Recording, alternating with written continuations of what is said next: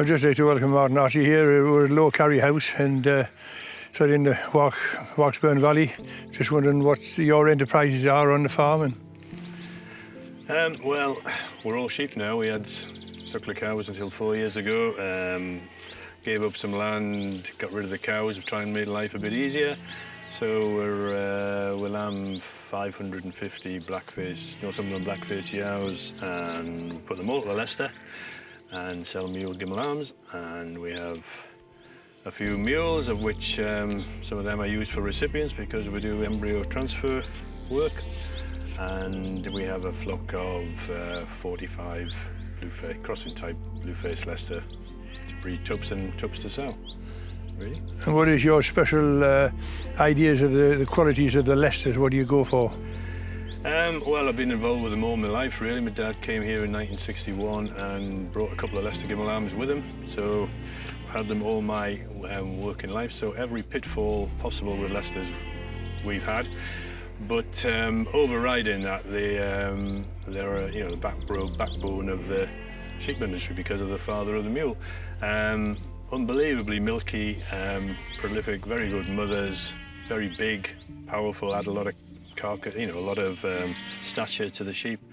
And if you look after them properly, and they're, I wouldn't say a pleasure to be with. They have the moments when they're a pleasure to be with, but they they pass on a lot of great attributes to the mule, the mothering ability and the milking ability particularly.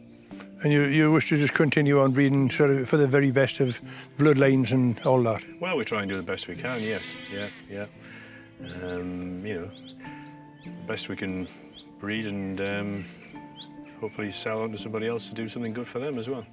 And what height above sea level are you here? That's a good question, actually. Between 400 and 500, I think. We're not very high because we're sort of, down towards the bottom end of the valley. Yes, aye. So not particularly high, no. So how would you rate your lambing season for this last year?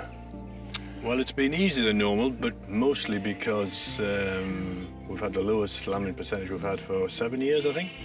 Because we were very dry last summer, the sheep weren't in as good a condition, and we were 10% down on the scanning percentage, so we had less lambs born, less lambs to mother on, and less problems because you have less lambs, basically, I think. So if you look at it in terms of number of lambs at the end of it, we haven't had a very good year because we have less than we normally have. But and do you lamb inside or out? We have triplets and singles inside and try and mother on everything onto singles, so we have no pet lambs, we don't rear anything on a machine, and twins are outside unless there's a problem, and then obviously they have to come in. But when you're going to the market, what do you look for either in your blackface or your Leicesters? What's your main attribute you would like? Well, I've always been told I'm incredibly picky and can never find never happy with what we're breeding or what we buy. But I try and breed a particular type of Northumberland blackface. They've got to be very clean colours, very good coats on them. Don't mind them being on the dark side or slightly on the light side, but I like the clean black and white, and plenty of power and a good coat on them. As for Leicesters, it's trying to breed mule lambs. It's very much in the bloodlines. I'm not a fan of some people's ideas of trying to breed them very black and white and finish up with a lot of black wool in them, as a lot of people know. Try and breed something that's correct and attractive, and we'll breed a mule lamb. We try and cover all bases, really.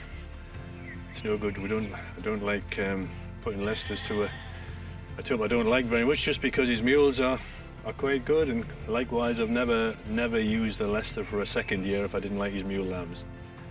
We've always just moved on, no matter how much it costs, and some of them we've had some very expensive failures, but we just move on that year and move on to the next one.